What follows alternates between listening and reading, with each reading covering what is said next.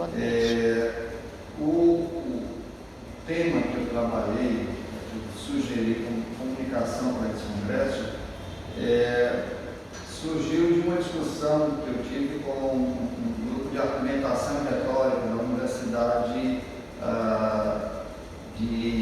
da Colômbia,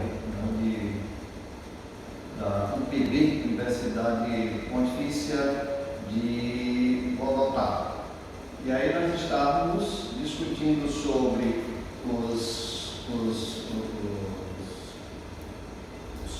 as falácias, né? Os sofismas, né? E eu apresentei todos os sofismas que nós conhecemos dentro da filosofia. E aí havia sempre uma dificuldade muito grande de compreensão dos sofismas quando eles são apenas explicados. Então, qual foi a minha sugestão? Vamos pegar um discurso de uma determinada criatura, um discurso notável, e a partir desse discurso nós vamos identificar se houve alguns desses sofismas, dessas falácias aplicadas a esse discurso. Para o meu espanto, né, praticamente nesse discurso, quase todos os sofismas que nós já havíamos elencados, que são aproximadamente 20 e poucos sofismas, quase todos haviam sido utilizados nesse discurso, né? E o discurso era a época da renúncia do Sérgio Moro do Ministério da Justiça. Ele fez um discurso de despedida, e aí um discurso muito eloquente. Ele, vamos pegar um juiz de carreira, uma pessoa já que tem uma certa notabilidade no Brasil e uma certa aura de super-herói da justiça, alto de todas as coisas que são boas, belas e justas. Então vamos analisar esse discurso. E aí eu começo fazendo um pouco essa introdução. Eu fiz aqui um texto rápido, não vou ler tudo, até para não cansar vocês. Mas, de acordo com a tradição, a questão da significação das palavras é algo que se dá de forma individual, ou seja, cada palavra adquire seu sentido quando lhe é dado por um indivíduo. Através da razão, ele confere a um som uma correspondência com um objeto. A palavra trata do que é comum aos objetos de uma mesma espécie. Wittgenstein, na segunda fase, vem fazer uma crítica a essa concepção, percebendo que estaria também fazendo uma crítica a si mesmo na sua primeira fase, o primeiro Wittgenstein. Nessa segunda fase, Wittgenstein concebe que a significação das palavras se dá de forma contextualizada, ou seja, o sentido das palavras é adquirido no seu contexto social. A linguagem não é mais um ato íntimo, individualista, e sim ela é ação e condição de possibilidade da comunicação. Ela é um ato social, né? E como ato social, a palavra adquire sentido no contexto cultural e da sua época. É dizer, ela nasce em grupo, em uma época específica. Portanto, toda vez que nós formos analisar um texto, nós deveríamos, antes de ir ao texto, nós deveríamos buscar primeiro o contexto no qual ele foi escrito, ou seja, qual é a realidade, né? Qual é o que provoca aquele autor para que construa aquele texto. Ao nos apropriarmos desse elemento do contexto, o segundo ponto seria o pretexto, ou seja, qual é a intenção, qual é a desculpa, o motivo pelo qual o autor. Então ele tinha um contexto que o provocou, mas ele tinha um pretexto, ou seja, ele identificou naquela realidade, naquela época, naquela situação, naquela ação coletiva, algo que o provoca, e isso que o provoca demanda nele uma espécie de resposta ao problema que ele identifica. E só depois de descrever e dissecar aqui o contexto e o pretexto, eu devo finalmente ir ao texto, porque aí vou estar de posse da totalidade do que de fato o texto vai apresentar. Se eu me detiver apenas a letra morta e simples do texto, eu posso cair no risco de empobrecer toda a realidade. Em relação ao texto, que é o que nós, aquilo no qual nós nos detivemos mais demoradamente, eu digo que argumentar é dizer algo sobre algo para alguém. Portanto, a linguagem tem um conteúdo, uma forma e uma direção. Ademais disso, existem pressupostos lógicos que devem ser respeitados para que o discurso não se destrua a si mesmo, antes mesmo de ser conhecido ou imediatamente após ter sido proferido. Logo, antes de qualquer outra análise, deve-se procurar ver se o discurso respeita a essas regras básicas da argumentação, tais como tradicionalmente a gente já conhece, já desde Aristóteles, o princípio de identidade, princípio de não contradição, princípio de ter sido excluído, né?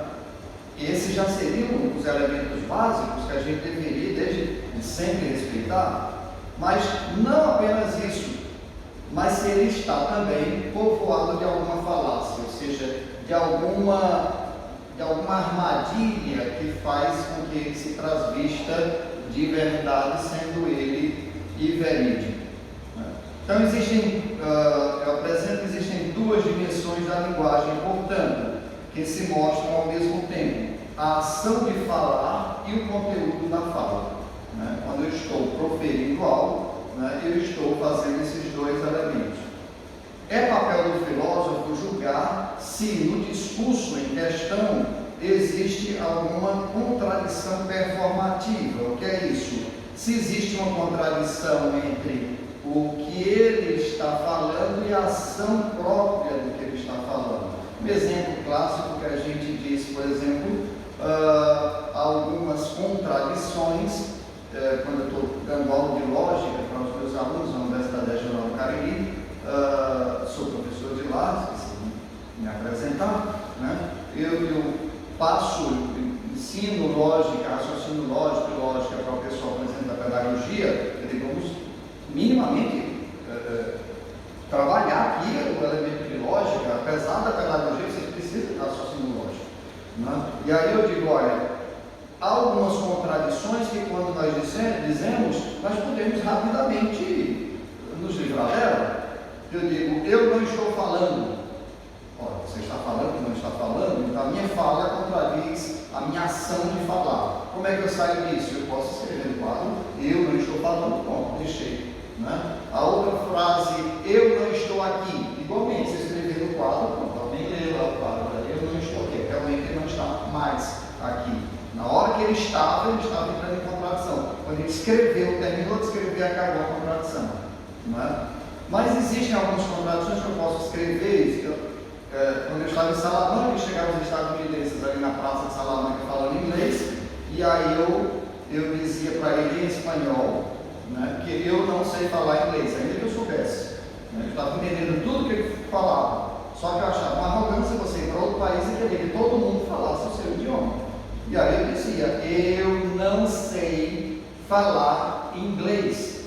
Aí um olhou para o outro e disse em inglês, ele deve estar dizendo que não sabe falar inglês. Eu disse, yes. E ele, bom, quer dizer, se eu digo, eu não sei falar português, como é que eu saio dessa contradição? Se eu falar em outro idioma, eu posso speak português. Então eu saio da contradição mudando de idioma. Só que existem algumas contradições que você pode falar, escrever, gesticular, falar em outro idioma, que ela continua sendo contradição, ela continua sendo autodestrutiva. Algo do tipo, não existe verdade absoluta, tudo é relativo. Você pode jogar de volta a pergunta assim, não existe verdade, essa sua frase é verdadeira ou falsa? Não existe verdade absoluta, essa sua verdade, isso aí você está falando é verdade relativa ou não é verdade?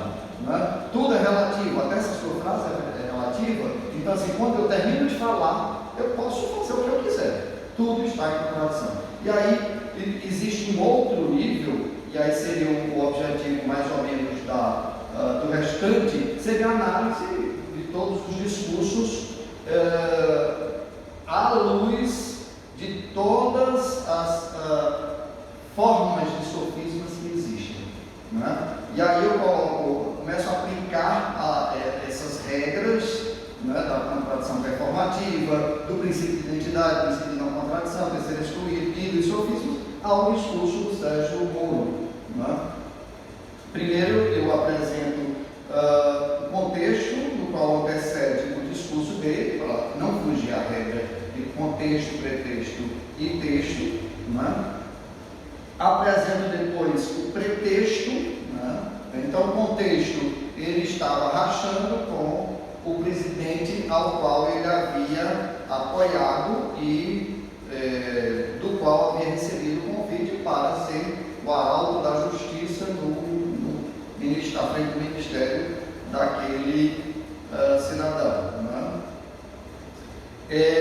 Depois o pretexto, né? Ele estava, o discurso dele ali, ele estava 16 meses à frente da pasta e após 16 meses ele se disse meio que impedido de exercer as atividades dele, né? E aí ele estava se negando a fazer isso. Quando havia também uma acusação do próprio chefe dele, que na realidade ele estava insatisfeito porque ele via que a promessa de uma vaga no Supremo não iria contemplá-lo. E aí depois eu fui ao texto, e rapidamente eu vou só passar aqui para vocês. Né? Eu elenco nos parágrafos 2, 7, 13 e 21 o conflito do discurso dele com o princípio da identidade. Né? A igual a A, então já teria isso. Nos parágrafos 30 e 31 eu já vou colocando que teve um conflito em relação ao princípio da não contradição. Em que momento e por que, como foi que se deu. Depois, o conflito nos parágrafos 13, no parágrafo 13, ele cai um problema com um conflito com o princípio do terceiro excluído, né? E aí sigo para analisar o discurso à luz das falácias. Né? E aí, não vou elencar aqui os parágrafos, mas só dizer rapidamente aqui a lista dos sofismas que havia no texto dele. Né? Falácia de envenenar o poço e a falácia de ênfase, falácia ad verecundiam, falácia de acidente convertido, falácia de causa falsa, falácia de ignoratio elenchi, falácia de anfibologia, falácia de acento de ênfase, falácia de composição, falácia de anfibologia, falácia de acidente inverso, falácia do argumento ad hominem alusivo, falácia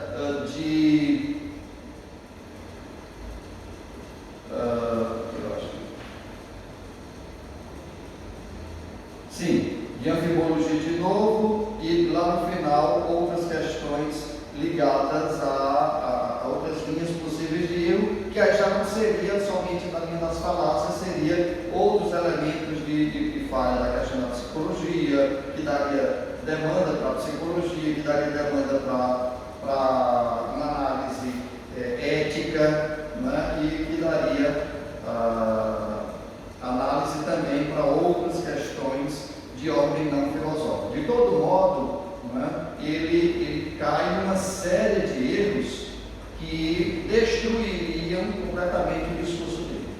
Então, pegando esse elemento para mostrar para quê? Para mostrar para o aluno, primeiro, que filosofia não é uma viagem na maionese, você não, eu aqui fumei um baseado estragado, de repente estou fazendo filosofia, estou olhando para aqui, eu fiz assim, nossa, você está filosofando. Não, filosofia é algo que se faz com critério, com destreza, mas também com profundidade, com seriedade de raciocínio. Então, era minimamente esse o elemento.